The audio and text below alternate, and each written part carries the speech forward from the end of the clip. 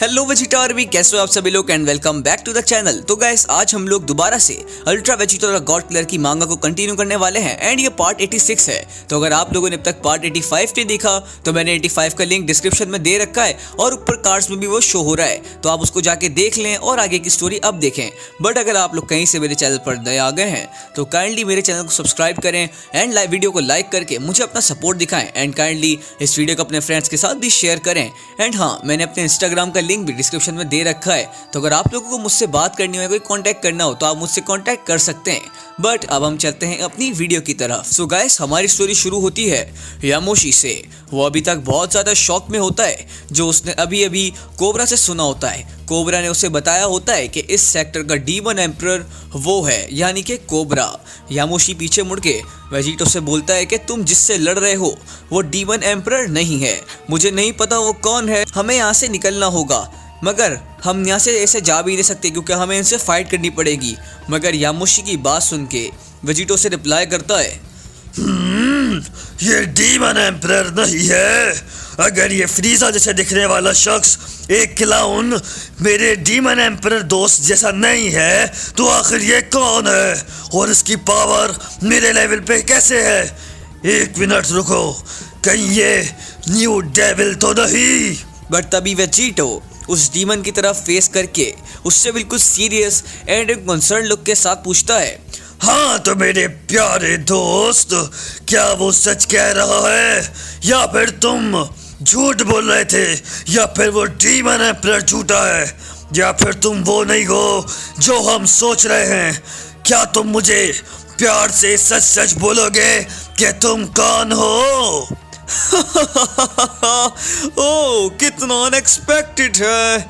But वो freezer जैसे दिखने वाला डीमन वेजिटो की बात सुन के हंसने लगता है एंड तभी वो वेजिटो को रिप्लाई करता है, मैं कितना अच्छा प्लान बना के आया था तो मॉर्टल्स के साथ खेलने का, मगर उस कोबरा ने मेरा प्लान खराब कर दिया।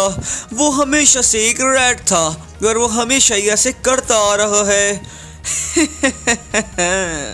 मगर हाँ, मैं इस बेकार से स्नो सेक्टर का डीमन एम्परर बिल्कुल भी नहीं हूँ। मगर हाँ, मैं डीमन एम्परर ज़रूर हूँ। मेरा नाम है crime, demon emperor of sector 5। Demon के मुंह से ये बात सुन के यामोशी एक बार फिर से बहुत ज़्यादा घबरा जाता है एंड वो वेजिटो से बोलता है कि वेजिटो, हम इन दोनों को नहीं हरा सकते क्योंकि हम अभी 50-50% पर हैं। जल्दी करो और मेरे साथ रिफ्यूज हो जाओ। मुझे नहीं लगता कि हमें रिफ्यूज होना चाहिए। मैं जिस चैलेंज का काफ़ी टाइम से वेट कर रहा था वो चैलेंज मुझे आसानी से मिल गया है और मैं उस चैलेंज को अपने हाथों से इतनी आसानी से जाने नहीं दूंगा। बट ये कहते ही वेजिटो बहुत ही तेज़ी के साथ वहाँ से गायब होके क्राइम पे एक बहुत ही खतरनाक अटैक करता है जिससे इलेक्ट्रिसिटी एंड लाइटनिंग निकलने लगती है। क्राइम उसके अटैक को, यानी वेजिटो के अटैक को अपने सिंगल हैंड की मदद से ही बड़ी इजीली रोक देता है। बट हमारा वेजिटो वहीं पे नहीं रुकता बिकॉज वेजिटो उस पर एक बार फिर से पंच मारने का ट्राई करता है, बट इस बार भी क्राइम उसके अटैक को स्माइल करते हुए रोक देता है। मगर वेजिटो एक बार फिर ट्राई करता है, मगर इस बार भी उसकी कोशिश नाकाम जाती है क्योंकि क्राइम उसकी किक को भी बहुत इजीली ब्लॉक कर देता है एंड ऐसा लग रहा होता है कि वेजिटो उसके सामने कुछ भी नहीं और वो कुछ भी नहीं कर पा रहा। और तभी क्राइम वेजिटो पे इस बार एक बहुत ही जोरदार किक लैंड करता है जिससे वेजिटो को काफ़ी ज़्यादा दर्द होता है। बट क्राइम वहीं पे नहीं रुकता बिकॉज तभी वो उस जगह पे टेलीपोर्ट होता है जिस जगह पे वेजिटो जा रहा होता है क्रैश होने के लिए। मगर इससे पहले वेजिटो क्रैश हो पाता वो क्राइम उसको एक बार फिर से ऊपर से अटैक करता है। मगर वेजिटो ज़मीन पर जाके जैसे ही लैंड होता है तो हम उसके पीछे क्राइम को फिर से देख सकते हैं। वो वेजिटो के पीछे एक बार फिर से आ चुका होता है। बट जैसे ही वेजिटो उस पर अटैक करता है तो वो वेजिटो के अटैक लैंड करने से पहले ही उसके पीछे आ जाता है। हो, तुम तो बोल रहे थे आइस मेरी सारी मूवमेंट्स को देख पाएंगी। चुप रहो। एंड तभी वेजिटो उस पर एक बार फिर से अटैक करता है, बट क्राइम इस बार भी उसके अटैक को बड़े आराम से रोक देता है। बट तभी उनका इक्वल बैटल दोबारा से शुरू हो जाता है एंड क्राइम दोबारा अटैक भी कर रहा होता है।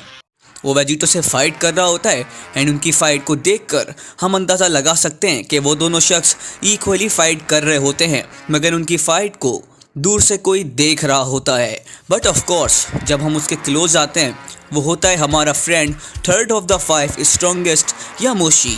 वो वेजिटो एंड उस डीमन की फाइट को बहुत करीब और नज़दीकी से देख रहा होता है। बट जब हम यामोशी के फेस को देखते हैं तो हम नोट करते हैं कि वो उस बैटल को काफ़ी नज़दीकी से देख रहा होता है।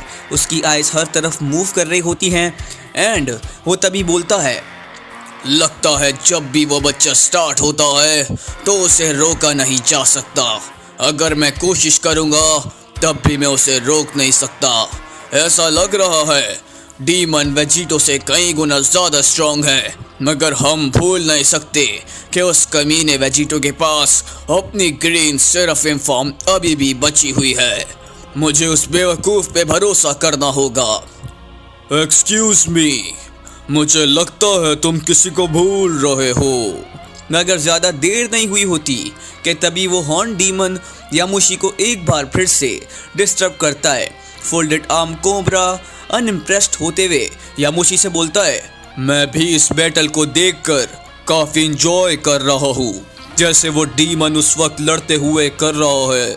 मगर मैं भी यहाँ अपनी डेली एक्सरसाइज के लिए आया हूँ। भले स्पेक्टेटर हो और उसी की तरह मैच और बैटल को देखते हो या देख रहे हो, या फिर बैटल्स पहले जो तुमने देखे होंगे, मगर आज मेन प्लेयर की तरह तुम लड़ने वाले हो।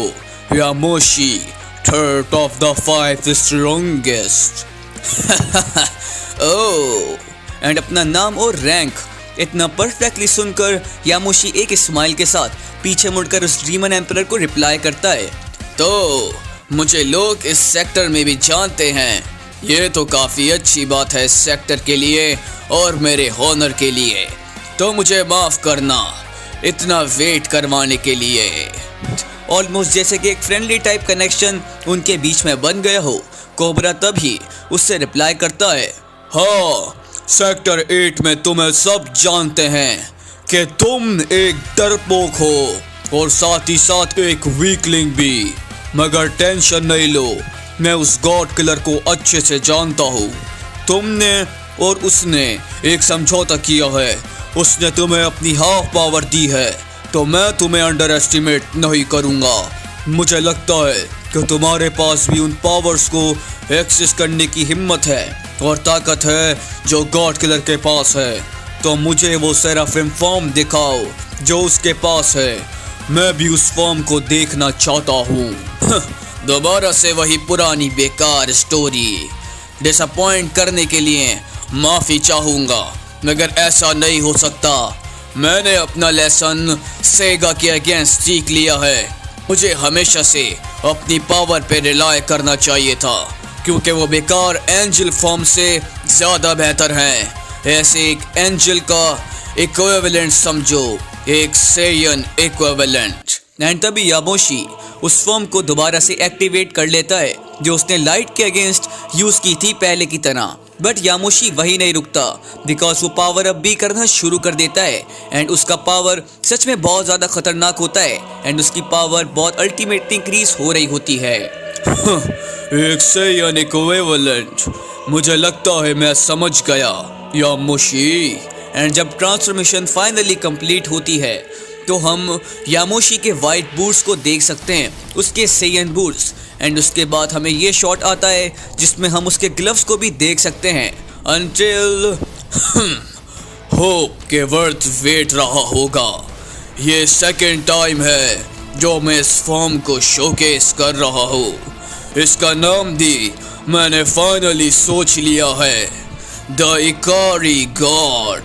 जैसे यामोशी मेनेसिंगली कोबरा को ही देख रहा होता है, उसकी वेन्स पंप हो रही होती हैं, लाइटनिंग उसके करीब स्पार्क कर रही होती है एंड उसके लुक्स भी बिल्कुल चेंज हो जाती हैं। एंड वो एक फाइनल टाइम बोलता है, आ जाओ, मुझे देखने दो कि कैसा फील होता है एक डीमन को क्राउन करना। एंड ये सुनते ही demon emperor Cobra without hesitation Yamoshi की तरफ उस पर अटैक करने के लिए रश कर देता है। एंड जब हम कोबरा पे थोड़ा फोकस करते हैं और उस पर जूम करते हैं तो वो अटैक को रेडी करते हुए बोलता है, तुम अपने फ्रेंड के साथ काफी कंफर्टेबल हो गए हो और घमंडी भी। वक्त आ गया है कि मैं तुम्हें याद दिलाऊं तुम्हारी जगह कहाँ है, डरपोक कहीं के। बट जैसे ही वो यामोशी के फेस पे अटैक करता है, यामोशी को कुछ भी नहीं होता एंड बिना मूव किए वो बस वहाँ खड़े होके उस डीमन को मेनेसिंगली देख रहा होता है। बट यामोशी के उस अटैक से डीमन कोबरा बहुत ज़्यादा घबरा जाता है। उसे समझ में नहीं आया होता कि अभी अभी आखिर उसके साथ ये क्या हुआ है। एंड तभी द लेजेंडरी थर्ड यामोशी उस डीमन को एक जोरदार पंच मारता है, जिससे वो डीमन काफी ज्यादा खतरनाक तरीके से पेन के अंदर चला जाता है एंड वो कुछ सेकंड्स के लिए अपनी कॉन्शियसनेस को भी खो देता है। मगर यामोशी वहां पे नहीं रुकता, बिकॉज अभी तो डीमन के लिए बीटिंग शुरू हुई होती है। वो कोबरा के चेस्ट पे एक बहुत ही डाउन किक मारता है, जिससे कोबरा की जान निकल जाती है एंड उसकी हालत भी सच में बहुत ज्यादा खराब हो जाती है। मगर उस अटैक के इम्पैक्ट से वो क्रैश नहीं होता, बिकॉज वो एम्परर है तो वो अपने नाम पे ज़रूर आएगा एंड वो क्रैश होने से पहले खुद को संभाल लेता है। बट जब हम उसकी आइज़ को देखते हैं तो उसकी आइज़ का कलर चेंज हो जाता है क्रिम्सन रेड कलर का। तुम सही थे, तुम जो भी यूज़ कर रहे हो वह गॉड किलर की सेराफिम से ज़्यादा स्ट्रॉन्ग है। मगर मैं खुश हूँ क्योंकि मैं अपने खुद के सेक्टर में एक स्ट्रॉन्ग फ्लैश पाइल से फाइट कर रहा हूँ। मगर मैं तुम्हें वार्न कर रहा हूँ क्योंकि तुम अकेले नहीं हो जो होल्ड बैक कर रहे थे।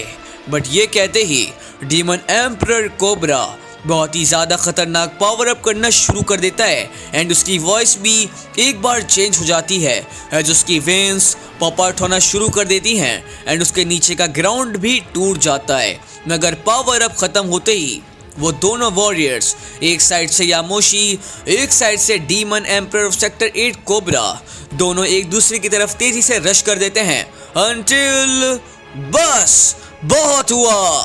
बट सडनली सीन बिल्कुल चेंज हो जाता है, जहां हम गोकू को देखते हैं।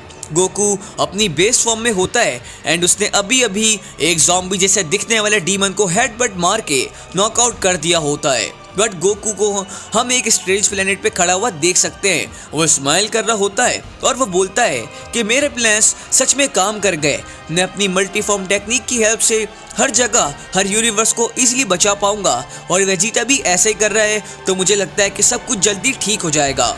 एंड तभी गोकू अपने सिर्फ फॉर्म में टर्न हो जाता है, उसकी आइज का कलर चेंज हो जाता है एंड वो अपनी फिंगर को फोरहेड पे रखते हैं, जिसका मतलब यही है कि गोकू किसी प्लेनेट पे टेलीपोर्ट करने वाला है। बट जब गोकू एक जगह पे टेलीपोर्ट हो जाता है जो इस वक्त बेस फॉर्म में होता है, मगर वहाँ पे गोकू अकेला नहीं होता, बिकॉज वहाँ अचानक से वेजिटा भी टेलीपोर्ट हो जाता है एंड वो दोनों एक दूसरे को देखकर चौंक जाते हैं। दोनों एक दूसरे को देखकर आर्ग्यूमेंट शुरू कर देते हैं, मगर इससे पहले उनकी आर्ग्यूमेंट और भी ज़्यादा बढ़ती, उन्हें स्काई में एक शैडोइक फिगर दिखती है। मगर आखिर वो कौन है? बट तभी वो शख्स नीचे आता है एंड वो कोई एंजल नहीं होता, बल्कि वो होता है एक डीमन। वो दोनों गोकू एंड वेजिटा को ही देख रहा होता है एंड वो उन दोनों से बोलता है, तो वो तुम दोनों थे जिनकी वजह से मुझे यहाँ आना पड़ा। तुम लॉर्ड लूसिफ के प्लान को खराब नहीं कर सकते हो। अगर तुम्हें पता होता कि मैं कितने मज़े कर रहा था उन 3 मॉर्टल वुमेन्स के साथ, तो मैं तुम्हें उसका प्लान खराब करने नहीं दूंगा। तैयार हो जाओ। एंड ये सुनते ही वेजिटा एंड गोकू दोनों ही अपनी सुपर सैयजन ब्लू फॉर्म में ट्रांसफॉर्म हो जाते हैं एंड उस डीमन की तरफ उस पर अटैक करने के लिए रश कर देते हैं। मगर डीमन उनके अटैक को इजीली रोक देता है एंड उस डीमन पे उनके अटैक्स का कोई भी असर नहीं हो रहा होता, बिकॉज वो एक साथ इस पर अटैक कर रहे थे। बट मिड अटैक वेजिटा अपने राइट हैंड में एक एनर्जी बॉल बनाने लगता है और उस डीमन पे एक एनर्जी बॉल बना के अटैक करने वाला ही होता है कि वो डीमन कुछ ऐसा मैजिक करता है कि वेजिटा का अटैक खुद ही डिसअपेयर हो जाता है एंड बिल्कुल वैनिश हो जाता है।